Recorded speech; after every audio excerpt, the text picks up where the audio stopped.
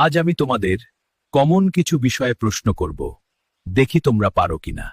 বলো দেখি, হিন্দুদের আদি ধর্মগ্রন্থ কোনটি?